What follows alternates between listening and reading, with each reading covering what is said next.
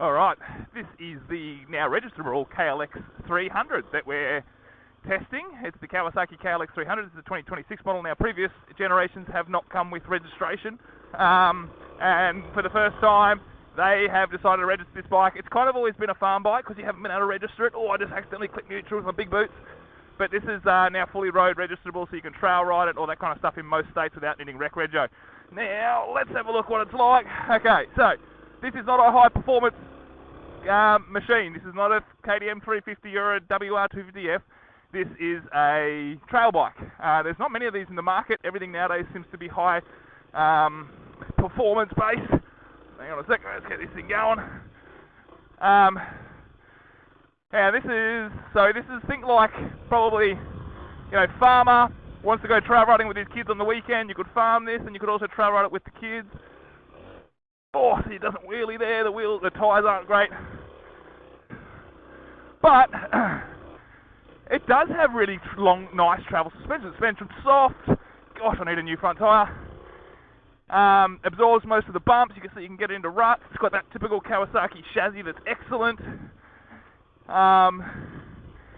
And it's just essentially probably similar to something that you would have ridden, in the 90s in terms of performance. But that is because this thing is less than 10 grand. If you want to go and spend, $18, $19, $20 on a competitive enduro bike, go for it. But if you've got $9-something thousand, you can get this thing on road. You can go trail riding. It'll go most places the more expensive machines will. But it'll also commute. It'll do farm work. It'll do soft trail riding. And the best part is, because it's Cowie and because it's low performance, it'll be bulletproof. So specifically performance-wise, you can hear me using a fair bit of clutch to get over that jump. Then I hit this jump here, boom. I see it absorbs it pretty good. I didn't bottom that out. But it doesn't have a huge amount of torque. You can probably hear me revving this bike. It's because you have to. It doesn't like, low revs. It needs to be revved. So it needs more torque. Power is probably XR250, bit more. Suspension, XR250. But I feel like it's nimble. It's more nimble than an XR. The chassis on this is excellent. I'd say, even though it's built to a price point, it's potential. This bike is all about potential. If you can hear how it shows. Oi, okay. And I've just clipped neutral with my big boots. The gear shifter is really short, so if I was buying it, I'd get a longer gear shifter. I'm a size 11 boot. Yeah, the potential is huge. Change the pipe. Open it up. Remove half of this weird ADR compliance crap that poor old Kawasaki have to put on there. Let's talk first the gearbox. The gearbox is probably more commuter. First is short. You still got to rev it. I'm in second coming out of that corner, and it kind of doesn't have enough. You'll see I'll come into this tight little corner here. I can carry second. There we go. I can just rev it. Then, I need a new front tyre. You can hear me revving the bike. Clutching it.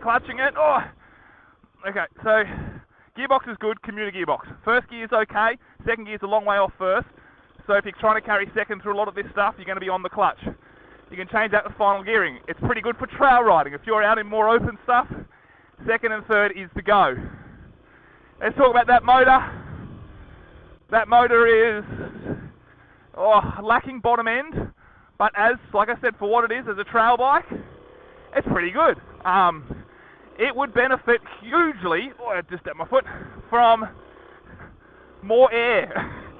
Get rid of this pipe, bits and pieces. I think it'll get more response. But yeah, if you were to open up the airbox, it would give it a lot more punch. It just needs that little bit extra punch for hopping up over logs, pivot wheelies, that kind of thing.